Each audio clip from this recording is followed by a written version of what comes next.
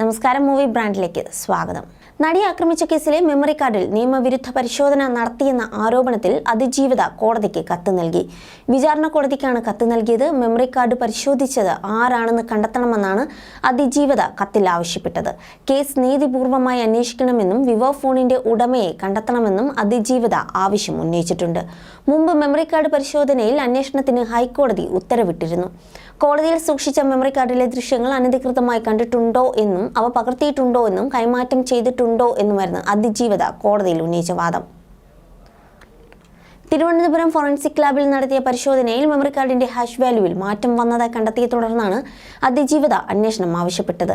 ഈ മാസം 7-ന് കോടതി അന്വേഷണത്തിന് ഉത്തരവിട്ടിരുന്നു. 1 മാസത്തിനകം അന്വേഷണം പൂർത്തിയാക്കി റിപ്പോർട്ട് നൽകാനാണ് ഹൈക്കോടതി നിർദ്ദേശിച്ചത്. കോടതി കസ്റ്റഡിയിലിരിക്കെയാണ് മെമ്മറി കാർഡ് പരിശോധിച്ചത്. ഇത് നിയമവിരുദ്ധമാണെന്നും ഹൈക്കോടതി കണ്ടെത്തിയിരുന്നു. വിചാരണ കോടതിയിലാണ് വിവോ ഫോണിൽ മെമ്മറി കാർഡ് ഉപയോഗിച്ചത്. മെമ്മറി കാർഡ് ഉപയോഗിച്ച വിവോ ഫോൺ ഉടമയിലേക്കും അന്വേഷണം ഉണ്ടാകും. വിചാരണ കോടതിയിൽ മെമ്മറി കാർഡ് പരിശോധിച്ചത് നിയമം ലംഘിച്ചാണ്. അങ്കമാലി മജിസ്ട്രേറ്റ് കോടതിയിൽ മെമ്മറി കാർഡ് പരിശോധിച്ചത് വിൻഡോസ് ഓപ്പറേറ്റിംഗ് സിസ്റ്റത്തിലാണ്. ജില്ലാ പ്രിൻസിപ്പൽ സെഷൻസ് കോടതിയിൽ ആൻഡ്രോയിഡ് മൊബൈൽ ഫോണിലും ഈ മൊബൈൽ ഫോണുകൾ കണ്ടെത്താൻ പോലീസ് സഹായം തേടേണ്ടി വരും. മെമ്മറി കാർഡ് ഉപയോഗിച്ച മൊബൈൽ കണ്ടെത്താൻ കോടതി പോലീസ് സഹായം തേടിയേക്കും.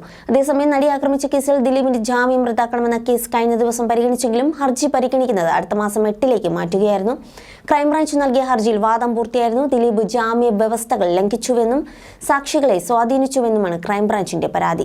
ജസ്റ്റിസ് പി ഗോപിനാഥാണ് വാദം കേട്ടത്. ക്രിസ്മസ് അവധി കഴിഞ്ഞ് അടുത്ത മാസം ആദ്യവാരം കോടതി തുറക്കുമ്പോൾ ജഡ്ജിമാരുടെ പരിഗണനാ വിഷയമായി മാറാൻ സാധ്യതയുണ്ട്. അതിനാൽ വാദം പൂർത്തിയായ സ്ഥിതിക്ക് കേസ് പാർട്ട് ഹേർഡ് ആക്കണമെന്ന് ദിലീപിന്റെ അഭിഭാഷകൻ ആവശ്യപ്പെട്ടതിനെ തുടർന്ന് ക്രൈംബ്രാഞ്ച് അതിനെ എതിർക്കുകയും ചെയ്തു. കേസ് പാർട്ട് ഹേർഡ് ആക്കിയാൽ ജസ്റ്റിസ് പി ഗോപിനാഥ് തന്നെ തുടർന്നും കേസ് പരിഗണിച്ച് വിധി പറയുക. അല്ലാത്തപക്ഷം മറ്റൊരു ജഡ്ജിയാവും വിധി പറയുക. ഇത് ഒഴിവാക്കാനാണ് പാർട്ട് ഹെഡ് ആക്കണമെന്ന് ദിലീപിന്റെ അഭിഭാഷകർ ആവശ്യപ്പെട്ടത്. അതിനിടെ കേസുമായി ബന്ധപ്പെട്ട് മെമ്മറി കാർഡിലെ ഹാഷ് വാല്യൂ മാറിയ സംഭവത്തിൽ അന്വേഷണം പ്രഖ്യാപിച്ചത് തിരിച്ചടിയാകാൻ ഇടയുണ്ടെന്നാണ് വിലയിരുത്തൽ. 1 മാസത്തിനകം അന്വേഷണം പൂർത്തിയാക്കാനാണ് വിചാരണ കോടതിക്ക് നിർദ്ദേശം. ഹാഷ് വാല്യൂ അന്വേഷണം കേസിൽ വഴിത്തിരിവാകുമെന്നാണ് പ്രോസിക്യൂഷൻ വാദം. കോടതി രേഖകളിൽ മാറ്റം വരാനിടയായത് പ്രതി ദിലീപിന്റെ സ്വാധീനം മൂലമാണെന്നും കേസ് അന്വേഷണത്തിൽ പ്രതി ഇടപെട്ടത് ജാമ്യവ്യവസ്ഥയുടെ ലംഘനമാണെന്നുമുള്ള വാദം ഹൈക്കോടതി അംഗീകരിച്ചാൽ ജാമ്യം റദ്ദാക്കാൻ സാധ്യത ഏറെയാണെന്ന ആശങ്ക ദിലീപിന്റെ അഭിഭാഷകർക്കുമുണ്ട്. പല പ്രധാന സാക്ഷികളും കൂറുമാറിയത് തിരിച്ചടിയാകുമോ എന്നും അവർ ഭയക്കുന്നു. കേസിലെ സാക്ഷികളായിരുന്ന നടി ഭാമ, നടൻ സിദ്ദിഖ് തുടങ്ങിയവർ മൊഴിമാറ്റിയിരുന്നു. സർക്കാർ അതിശക്തമായി തന്നെ ദിലീപിനെതിരെ തെളിവുകൾ നിരത്തിയാണ് വാദിക്കുന്നത്. കേസിൽ ആദ്യമുണ്ടായിരുന്ന പല സാക്ഷികളും കൂറുമാറിയിരുന്നു. ഇതിനൊക്കെ പിന്നിൽ കേസിൽ 8-ാം പ്രതി ദിലീപ് തന്നെയാണ് എന്നാണ് പ്രോസിക്യൂഷൻ വാദം. കേസിൽ ദിലീപിന് ജാമ്യം നൽകിയപ്പോൾ തെളിവ് നശിപ്പിക്കരുതെന്നും സാക്ഷികളെ സ്വാധീനിക്കരുത് എന്നും ഹൈക്കോടതി വ്യവസ്ഥ വച്ചിരുന്നു.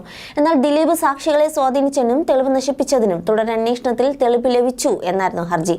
സർക്കാരിന്റെ വാദം തള്ളിയാൽ അത് ദിലീപിന് വലിയൊരു നേട്ടം തന്നെയായിരിക്കും. അതേസമയം അങ്ങനെയല്ല സംഭവിക്കുന്നതെങ്കിൽ ദിലീപ് വീണ്ടും ജയിലിലേക്ക് പോകാനാണ് സാധ്യത. 3 മാസത്തോളമാണ് ദിലീപ് അന്ന് ജയിലിൽ കിടന്നത്. ആ ഒരു അവസ്ഥയിലേക്ക് വീണ്ടും എത്താതിരിക്കാൻ എന്ത് വില കൊടുത്തും ദിലീപ് തന്റെ ജയിൽവാസം തടയുക തന്നെ ചെയ്യും.